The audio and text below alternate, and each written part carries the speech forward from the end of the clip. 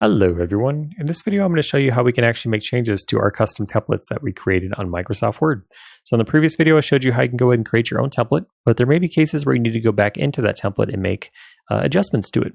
So to do this, we just have to go ahead and head over here to File. If it appears here on your recents, that's great, but you can see right here, mine does, but we'll just pretend it doesn't. So let's come over here to Open.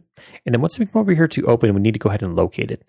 So for me, right here, I could just tell right off the back, because the name, and also I could see the destination here, there's my template, but you may need to search for it. But yeah, once you're able to locate it, you can go ahead and select it.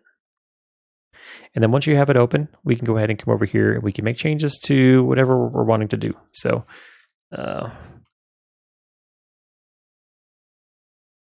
ensure to email a copy of this to HR as well.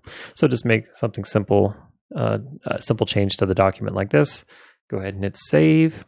And now if I was to close this, come back over here to File, come back over here to More Templates, Personal, open up a brand new copy of it and scroll down to the bottom. You can see the change that we just made is now reflected.